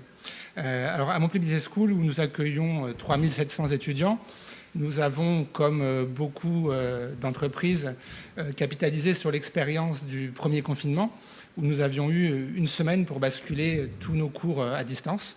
Donc là, nous avons basculé encore une fois nos cours entièrement en distanciel, auprès d'étudiants qui sont aujourd'hui un peu partout dans le monde, puisque nous recevons d'habitude un peu plus de 400 étudiants, plus à peu près autant en échange académique. Et aujourd'hui, on est capable donc de dispenser ces enseignements à distance. Alors, ce n'est pas du tout la même expérience pour les étudiants, mais ça leur permet de ne pas perdre leur année scolaire. Nous avons profité de l'été pour nous professionnaliser, pour former encore plus les enseignants pour lesquels ce n'est pas évident d'enseigner entièrement à distance. Parce que ça veut dire quoi, enseigner à distance? Ça veut dire soit enregistrer des cours et les mettre sur une plateforme pour que les étudiants puissent visionner ces cours quand ils le souhaitent. Ou alors, ça veut dire aussi, puisqu'on est très attaché à ce qu'il y ait encore des interactions entre les professeurs et les étudiants, dispenser des cours en direct et donc être derrière une caméra, seul, chez soi ou dans une salle de cours vide ou dans son bureau, et avoir des dizaines, voire pour certaines matières, certains cours, des centaines d'étudiants en visio avec tous les outils que vous connaissez et que nous utilisons à MBS. Pour nos salariés, nous avions déjà l'expérience du télétravail, puisque un accord télétravail fonctionnait bien depuis plusieurs années. Et à peu près la moitié du personnel avait choisi déjà d'avoir recours à une journée ou 2 journées de télétravail par semaine en temps normal. Donc lorsqu'il s'est agi au mois de mars de fermer le campus, on a pu basculer en télétravail en 48 heures. Et pour 98% de nos salariés, dans des conditions correctes qui ont permis la continuité du travail. Et là, donc, on a refait pareil depuis maintenant 8 jours. Nous avons entendu des entrepreneurs qui avaient profité, qui tout simplement avaient bénéficié d'un développement de leur économie. Est-ce que vous, cette période vous a permis finalement de trouver de nouvelles opportunités? Alors nous sommes en train de mettre en place des formations nouvelles. Si vous voulez, on a un public d'étudiants, de clients qui souhaitent des interactions. Ces jeunes-là, le tout distanciel, ce n'est pas forcément leur tasse de thé. Mais le fait de développer des formations à distance, ça nous permet de toucher d'autres étudiants qui n'auraient pas le temps ou qui n'auraient pas forcément les moyens de venir en France. Je parlais des étrangers tout à l'heure. On a des étudiants aujourd'hui qui sont en Afrique, qui sont en Asie, et pour lesquels c'est plus avantageux de suivre des enseignements à distance. Puis on a aussi tout le marché des entreprises. Oui, c'est ce que j'allais dire. Vous êtes aussi très implanté. Votre activité, elle est importante aussi sur la formation continue, c'est ça? Donc là aussi, des idées, des développements. Là, on est en train de mettre en place des modules, des modules relativement courts, sur quelques heures ou quelques jours de formation, qui sont finançables notamment par le FNE qui a été mis en place par l'État au moins jusqu'à la fin de l'année 2020 et qui sera peut-être étendu par la suite, pour permettre à des salariés, à des cadres dirigeants de pouvoir suivre des formations en restant chez eux sur donc des modules relativement courts. Alors, la Business School a été pionnière en matière de RSE. Ça, c'était il y a 20 ans. Donc, une politique que vous souhaitez développer aujourd'hui, forcément, avec tout ce qu'on a entendu, c'est vraiment plus que jamais dans l'air du temps. Alors, comme vous le disiez, Jean-Claude, MBS, c'est la grande école française de management pionnière en matière de RSE, et notamment autour du S de RSE. Tout ce qui est ouverture sociale, diversité, grâce à un modèle qui a été développé il y a maintenant une vingtaine d'années au sein de l'école, qui est l'alternance. Nous avons aujourd'hui 1400 étudiants qui sont en alternance. La plupart sont en programme grande école. Et d'ailleurs, je passerai tout à l'heure la parole à Pierre et Édouard Robert qui accueillent des alternants de MBS. Ça permet à ces étudiants non seulement de se professionnaliser encore plus parce qu'ils sont vraiment salariés d'une entreprise pendant 1 an, 2 ans ou 3 ans, et ça leur permet aussi de ne pas payer leurs études, puisque c'est l'entreprise qui, par l'intermédiaire de sa taxe d'apprentissage, en fait, paye les études, et en plus d'être rémunérés et donc d'avoir tout ou partie de leurs frais de vie couverts. Et grâce à ça, MBS accueille aujourd'hui plus de 30% de jeunes qui sont issus de classes sociales modestes, ce qui est compliqué pour une école de management dont les frais de scolarité peuvent être une barrière. Voilà. Donc, Aujourd'hui, bien entendu, on continue à s'appuyer sur cette ouverture sociale, cette diversité. Ça passe par l'alternance, donc j'imagine. Ça passe par l'alternance. C'est l'alternance, c'est le modèle qui nous a permis de faire ça. Voilà. Et aujourd'hui, on veut attaquer, si je puis dire, le E de RSE. Et d'ailleurs, la crise de la Covid-19 nous donne raison. L'environnement, la transition écologique et même économique sont dans la nouvelle stratégie de MBS le pilier de développement de l'école. Nous sommes en train de mettre en place un domaine d'enseignement d'excellence que nous avons baptisé BEST, Business Economic Social Transition, qui nous permet en fait de sensibiliser encore plus les étudiants volontaires dans toutes les matières qui ont trait à l'écologie. Nous allons permettre aussi à des étudiants qui suivent ces enseignements complémentaires d'obtenir des certifications en plus de leur diplôme. Et nous avons une chaire qui est en train d'être mise en place par une enseignante-chercheuse de l'école qui va travailler très concrètement avec un Sustainability Lab sur cette matière. Et puis nous avons un grand projet emblématique pour l'école et pour le territoire qui est la construction de notre nouveau campus. Voilà. Oui. Ce n'est pas pour immédiatement, mais dans un laps de temps maintenant relativement proche. 2024, c'est ça ? Pour 2024, puisque nous avons signé la promesse de vente sur la zone de Cambacérès. Et nous ferons de ce bâtiment un bâtiment exemplaire au niveau écologique, puisque ce sera un bâtiment à énergie positive et à carbone négatif, pour montrer qu'au-delà de discours et d'enseignement, MBS s'applique à elle-même ce qu'elle enseigne à ses étudiants, pour faire de nos étudiants en fait ce que moi j'aime bien appeler les précurseurs de la transition écologique. De très beaux projets, donc Bruno, merci. Vous parliez, vous avez montré tout à l'heure du doigt votre voisin, Pierre-Édouard Robert, vous êtes le dirigeant de Magic Palette à Montpellier. Alors, imaginons tous 10 milliards de palettes en circulation, un gaspillage financier, écologique sans fin. Et cela, finalement, vous donne une idée de génie, on va dire. Vous nous expliquez ça ? Oui. Alors, une idée de génie, en tout cas du bon sens, c'est ce qui m'a amené à créer Magic Palette. Comme vous l'avez dit, effectivement, tout ce qu'on est amené à consommer, tout ce qui se trouve dans nos maisons, a été transporté sur des palettes. Il y en a partout dans le monde. Et la bonne nouvelle, c'est qu'une grande partie de ces palettes sont réutilisables. Mais qui dit réutilisable, dit après utilisation, repositionnement de ces palettes pour qu'elles puissent être réutilisées, donc à des points d'expédition. Et ça génère énormément de transport. Au moment où on parle, là, c'est des centaines de milliers de camions qui sillonnent les routes d'Europe jour et nuit avec des palettes vides à l'intérieur. Il y a une perte de sens à faire ça, d'autant que ces palettes, pour la plupart, sont standardisées, interchangeables, indifférenciées. Et Magic Palette, avant d'être une plateforme, c'est une idée justement, c'est une idée de mise en commun, de mutualisation. Alors, vous arrivez à cette idée parce que vous-même, vous étiez dans la logistique. Hein. C'est votre beau-père, je crois, qui avait une entreprise de transport, c'est ça ? Exactement. Il y a à peu près 5 ans, mon beau-père m'a demandé de l'aider à la direction de son entreprise de transport routier Frigo. Expérience assez inédite pour moi, parce que ce n'est pas du tout mon environnement. Moi, je suis ingénieur, j'ai travaillé pendant 11 ans dans le groupe Bouygues à Paris, donc j'ai découvert ce métier aux côtés de mon beau-père. Et dans mon apprentissage du métier de dirigeant d'une entreprise de transport, j'ai découvert cette problématique des emballages réutilisables, et plus précisément des palettes réutilisables, et ça m'a choqué. Donc pour qu'on comprenne bien, c'est une plateforme, hein. Ça fonctionne sur une plateforme web, c'est ça ? Exactement. Et vous mettez en relation finalement des gens qui pourraient être concurrents finalement, c'est ça ? C'est la compétition, c'est ça ? Alors c'est la collaboration et la coopétition, effectivement. Donc en fait, on s'adresse aux transporteurs routiers, aux distributeurs, aux industriels, enfin, tous les acteurs de la supply chain. Et on leur propose d'arrêter de faire du transport pour rapatrier des palettes d'un point A à un point B, mais de se les échanger localement, vu qu'il y en a partout sur le territoire. Et donc, ça prend la forme d'une plateforme qui va ressembler à un Blablacar, à un Airbnb, et qui va leur proposer de nous donner un petit peu d'informations sur leur logistique, où est-ce qu'ils ont des besoins, où est-ce qu'ils ont des disponibilités de palettes. Et grâce à un algorithme temps réel de matchmaking, finalement, les mettre en relation autour d'échanges en circuit court, en local. Donc ça paraît tellement simple à vous écouter que voilà, et ça marche puisque vous avez été créé en 2019, vous êtes implanté à Cap Omega ici à Montpellier et vous avez depuis le début de la crise une augmentation incroyable de votre chiffre d'affaires et puis vous avez fait aussi une levée de fonds Donc ça, c'est ce qui paraît assez incroyable.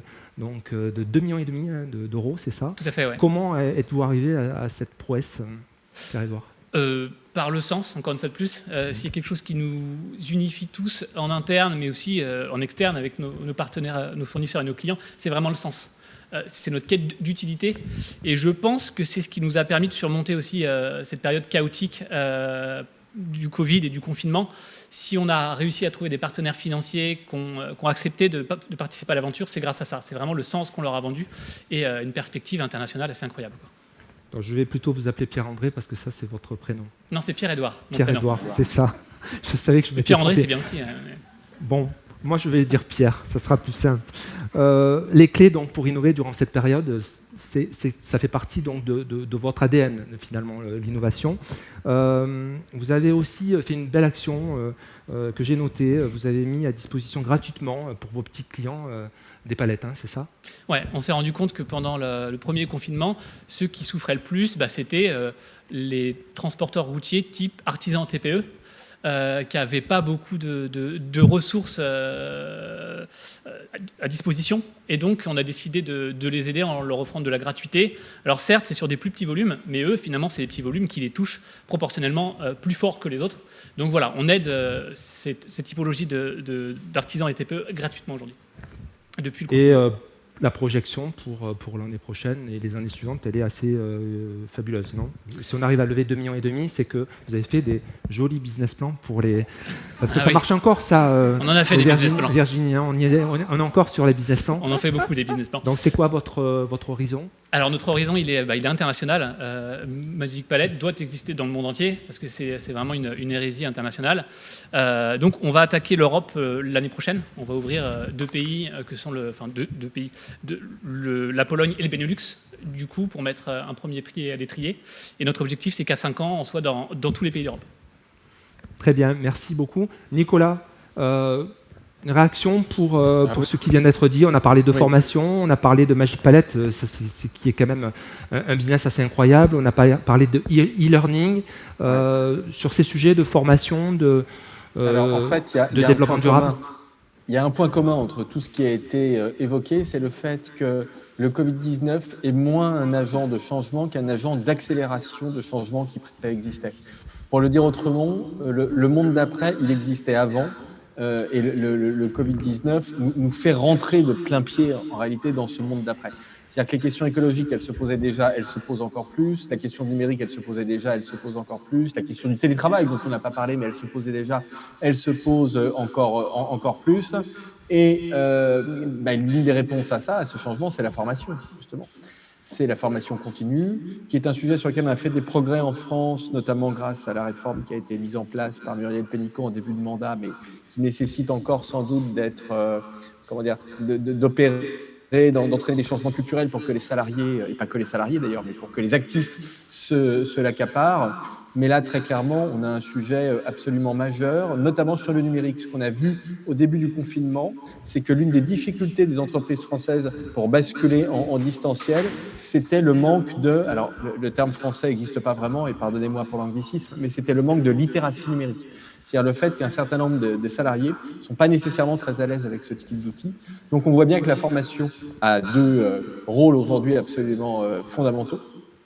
Le premier rôle, c'est justement de permettre aux salariés dans une entreprise d'être très à l'aise avec ces outils. La deuxième chose, c'est que, je l'ai dit tout au long de mes interventions, il y aura malheureusement des faillites, il y aura des fermetures d'entreprises, et donc on aura un sujet majeur pour emmener des gens d'un secteur à l'autre. Et donc le sujet de la formation, qui était déjà très important, mais là encore le Covid-19, il n'a pas inventé la formation, mais il rend le sujet de la formation encore plus important pour ces prochaines années, ces prochains mois même. Est-ce que la tech va-t-elle finalement sauver le monde? En fait, rien ne sauve le monde en soi. C'est-à-dire que c'est un ensemble de choses qui vont apporter les solutions. La tech, l'innovation, je crois que tu l'as dit à un moment, mais c'est quelque chose qui est absolument nécessaire. De toute façon, on ne peut rien faire aujourd'hui. Le destin d'un pays comme la France, c'est d'innover. Il n'y a pas d'autre chose. En fait, il n'y a que deux choses qui vont nous permettre de sortir du trou dans lequel on est, c'est l'innovation et le travail. Il n'y a absolument rien d'autre. Mais je suis très sensible à ce qui vient d'être dit. Il faut que tout ça ait un sens, parce que si on veut motiver nos salariés, motiver nos équipes, équipes, mais motiver l'opinion publique aussi. Il faut vraiment montrer le sens, il faut montrer que ça sert à quelque chose, il faut montrer que c'est pas la technologie pour la technologie, mais que c'est la technologie pour aller quelque part, motiver, movere, en latin, aller quelque part. Donc on a besoin de montrer le mouvement. Ça, c'est le rôle des observateurs comme nous, des analystes, et c'est le rôle des dirigeants d'entreprise aussi. Mais vous voyez, je suis très confiant. Là, toutes les tables rondes auxquelles j'ai participé cet après-midi, c'est vraiment formidable parce qu'on voit qu'on est vraiment dans un pays qui va de l'avant. On est tous en train de chercher des solutions. Donc ça, c'est formidablement enthousiasmant. Donc ça me ramène à ce que je disais, c'est-à-dire que la crise, c'est un truc atroce qui nous est tombé dessus, c'est une catastrophe qui nous est tombée dessus, mais ça ne sert pas à rien parce qu'on essaie tous ensemble d'avancer. Alors, Nicolas, je vais surprendre un petit peu tout l'auditoire, mais j'ai envie de parler d'amour avec vous. Ah bah oui, moi aussi. Pourquoi je dis ça? Alors, est-ce qu'on peut projeter le dernier livre de Nicolas Bouzou? Voilà, donc Nicolas, votre dernier livre, c'est L'amour augmenté, nos enfants et nos amours au XXIe siècle. Voilà, pourquoi écrire un bouquin sur l'amour, Nicolas? On ne vous attend pas sur ce registre-là? Je sais, mais en fait, j'avais écrit un certain nombre de livres sur le travail. Et les deux choses les plus importantes dans nos vies, c'est le travail et l'amour. Voilà, c'est les relations qu'on a avec nos entreprises, nos managers, est-ce que le travail nous plaît, etc. Ça, c'est très important. Et la deuxième chose, c'est quelle relation on a avec nos familles, avec nos enfants, en couple, est-ce que ça se passe bien, est-ce qu'on va se séparer, est-ce qu'on va retrouver, etc. Et donc, j'ai trouvé que c'était très intéressant d'aborder le sujet de l'amour après le sujet du travail. Et le sujet de l'amour est un sujet aussi dans lequel il y a plein d'innovations. Il y a les applications de rencontres, par exemple, c'est une innovation absolument majeure. Il y a aussi de façon un peu plus légère, un peu plus amusante, tout ce qu'on appelle la sextech, les nouvelles façons aussi de faire l'amour. Et donc je me suis dit qu'il y avait sans doute de quoi faire une analyse technologique, une analyse économique, une analyse sociétale des nouvelles formes d'amour. Et la conclusion de mon livre, c'est que contrairement à ce que pensent certaines personnes un peu pessimistes qui pensent que les technologies, les divorces, la PMA pour toutes, la GPA peut-être demain, il y a des gens qui pensent que tout ça, ça tue complètement l'amour et la famille. Et en fait, pas du tout. Ce qu'on voit, c'est très exactement l'inverse. C'est que ce sont plutôt des outils au service de l'amour et des outils au service de la famille. Alors une famille forcément différente de la famille d'avant, mais la famille est une institution qui tient formidablement bien et qui est de moins en moins hypocrite, de plus en plus basée sur l'amour. Et donc là encore, vous voyez, sur l'avenir de la famille et l'avenir de l'amour, je suis formidablement optimiste. C'est pour ça que j'ai appelé le livre « L'amour augmenté ».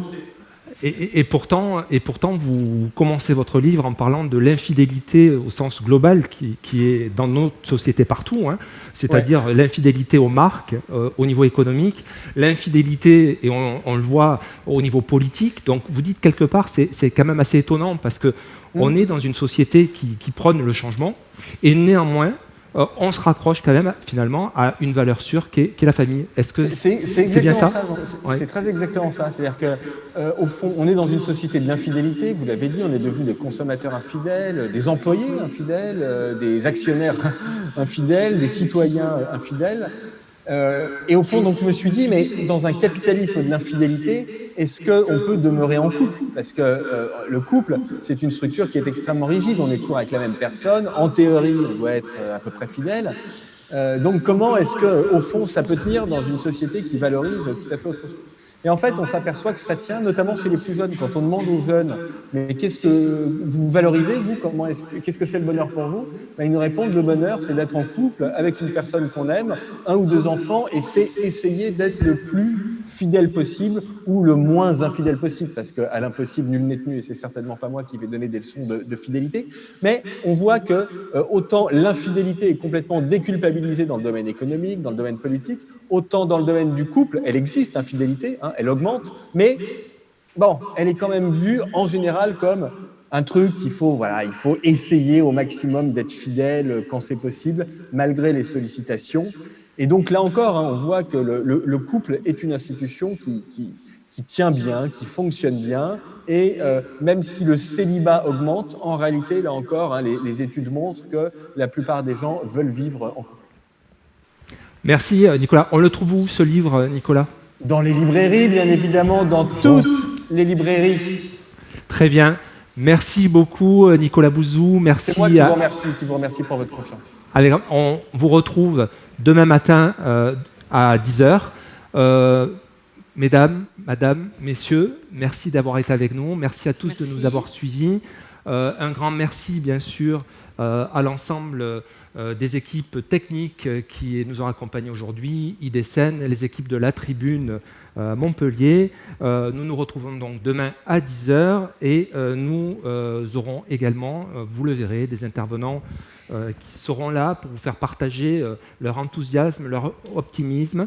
Nous parlerons avec eux d'innovation technologique, de start-up et un sujet, bien sûr, qui est partout, celui de la santé, mais d'un point de vue business et économique. Voilà, merci à tous, bonne fin de journée et à demain.